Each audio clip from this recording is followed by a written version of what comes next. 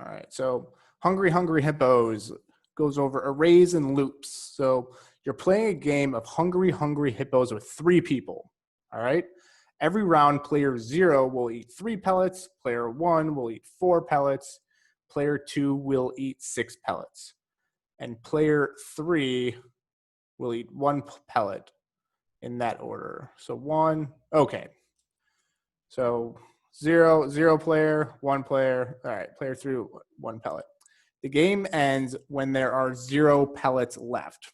Write a method or function, they're the same thing, that takes in the starting number of pellets and returns an array containing which turn the game ends on and which player eats the last pellet.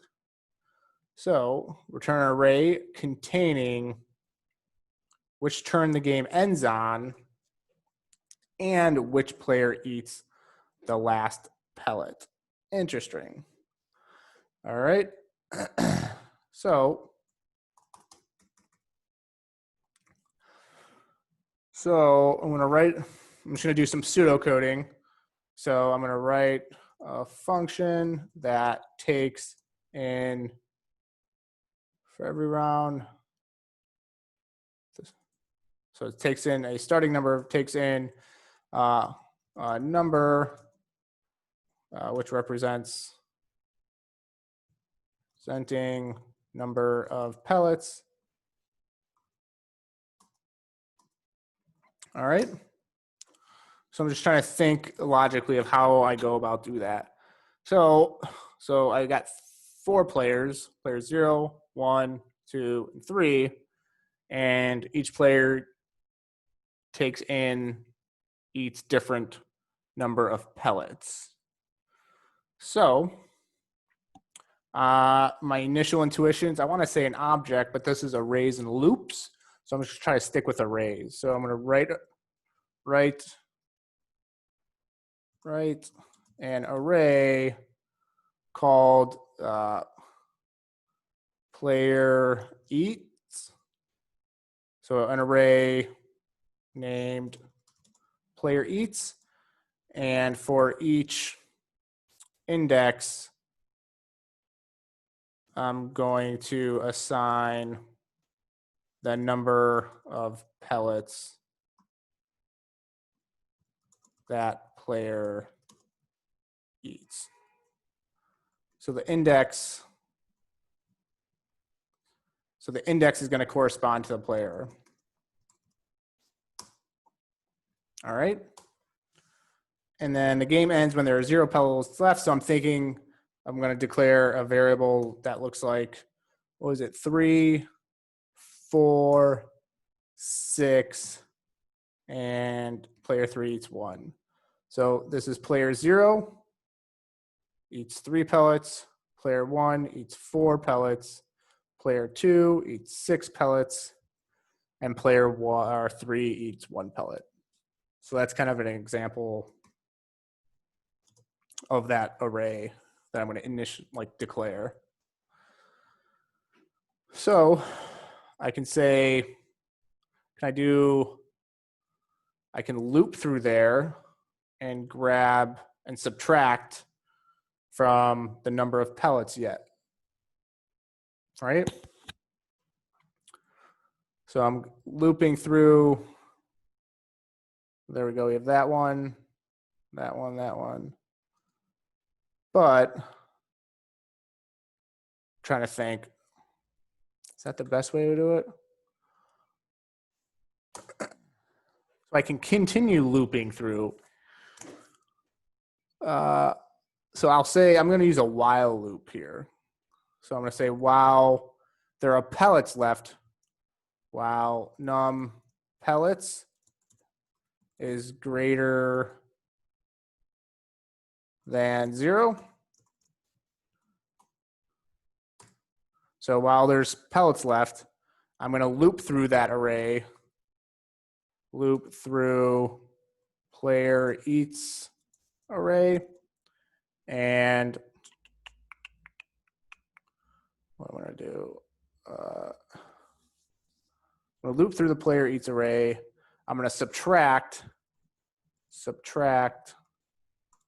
from num subtract value at index, say player index,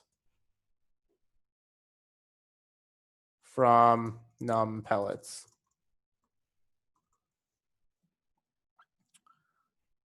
Okay, so I'm gonna loop through there. But I'm in a while loop, and we talk about while loops. So this is as it loops through there. So every time it loops through this player eats, that counts as one turn. So when it loops through it once, it's going to come back up here. So increase turn by 1. So I need to probably declare a turn variable to keep track of turns.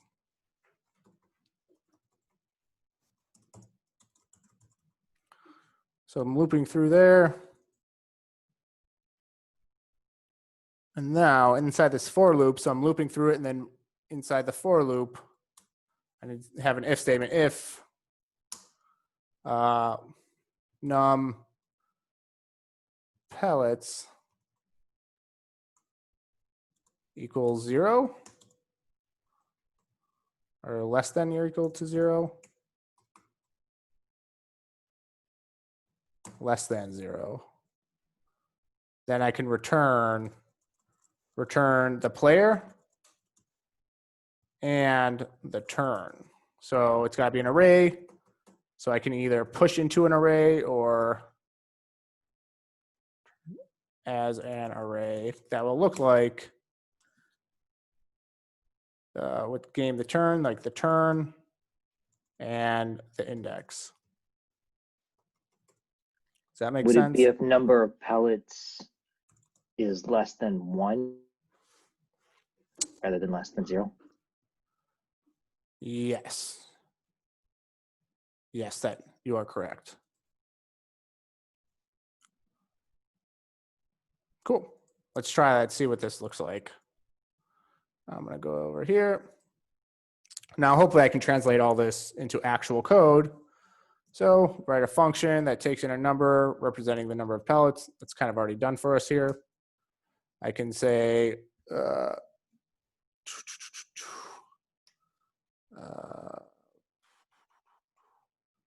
so let player eats equal an array. I'm just going to copy this here.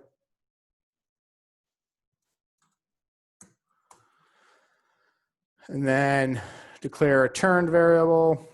Let turn equals, when I started at 1, because it's going to be the first turn, and well, num pellets is greater than 0. I'm going to jump into there. So I'm using this while loop. And at some point, it's a while loop. I'm going to have to turn plus plus. And I'm just going to console log. Well, before I console log anything, I'm going to declare a turn variable while loops is greater than 0. I'm going to loop through this player eats and subtract the value from the pellets. So I can say, for let I equals 0, I is less than player eats dot length. So the length of this array, because I don't want to go over. So if I had this as 5 or something, it would go 0, 1, 2, 3, 4, and or 0, 1, 2, 3. Yeah, it'd be outside of this index or the outside of this array. So it wouldn't work if I did that. So in order to figure out how many times I want to loop it through or where I want it to end, I can say player eats dot length. So while I is less than player eats dot length, I plus plus, and open bracket, closing bracket automatically does that for you. So I'm going to console log player eats at I and just execute this. Let's use this one. And that console log that you've got for player eats, is that in the scope of the function, or is that outside right here? the scope of the function? Yes. So this is within the scope of this function. And I can only, so like if I wanted to access the player.I outside of it, it would throw an error. I was asking because you added those curly braces there, which I would think the function, okay. These ones, or So we're here. I get it. Yeah, those ones correct. Oh, yep. So just because it's a for loop, it's only works within, this is in some language, this is called block scope. And it doesn't occur in JavaScript. So in other languages, there's global scope, local scope, and block scope. But in JavaScript, there's only global scope and local scope, and it corresponds to essentially anything that's within this function. Like this has access to everything within this function. So whatever's in here, I should be able to access. So if I declare like let some variable here, like 5, I'll have access to some variable still within this function, but down here, like console log or like return some variable. So I still have access. So if I run that, what's going on? You can disable this from settings. So what happened?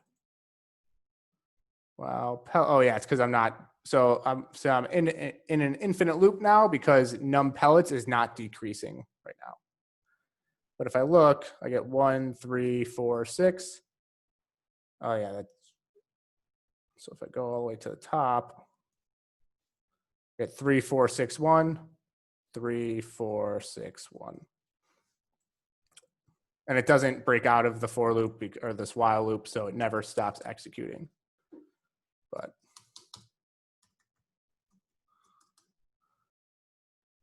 I don't know if that, did that answer your question? Yeah, that made sense. Okay. So I was running into that during some of my coding. Okay. Yep. So now I can actually decrease num pellets minus equals player eats, like the number of pellets at this index. So I can actually console log num pellets and run that.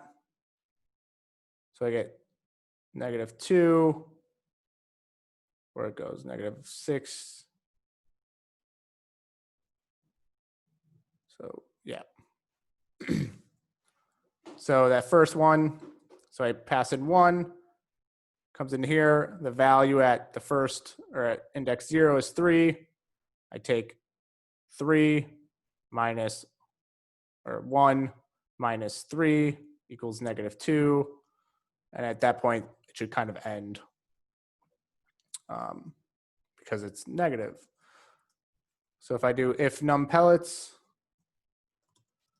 is less than 1, I can return. There's a couple of things I can do. Yeah, let's return an array. So I'm literally creating an array, or I can say like let answer array equals an array of turns and the index. And then I can return the answer array.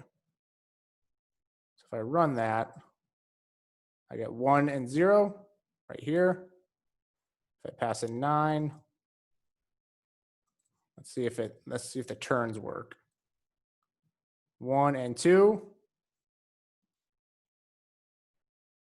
So it's still at the first turn. Let's do 19.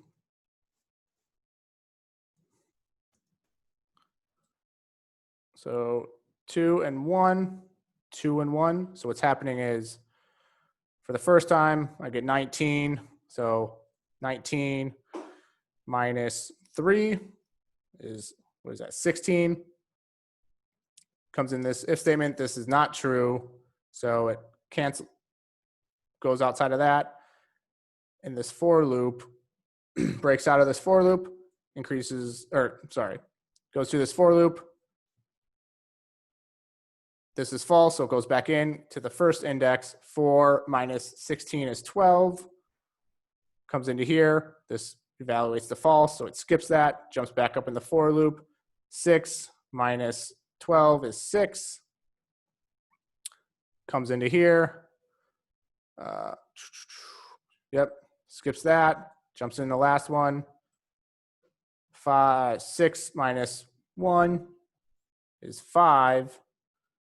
If 5 is less than 1, nope, so it skips it. Then it comes out of this for loop, increases this by 1, so turn goes to 2.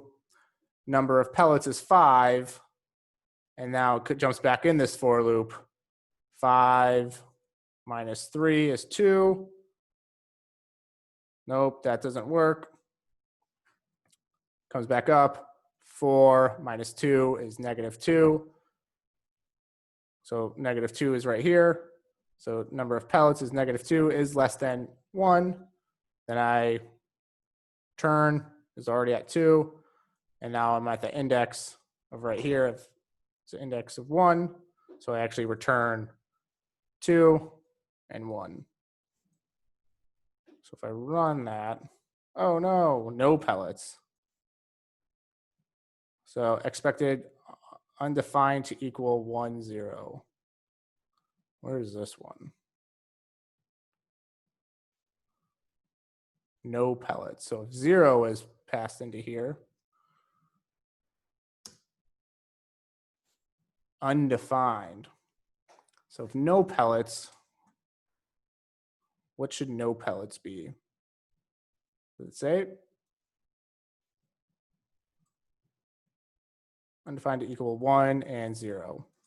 So I can literally just say at the very top, if num pellets equals 0, return 1. It worked if you change the while loop from greater than 0 to greater than or equal to 0.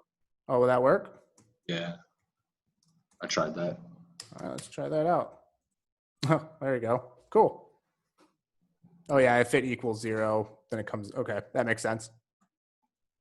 Sweet.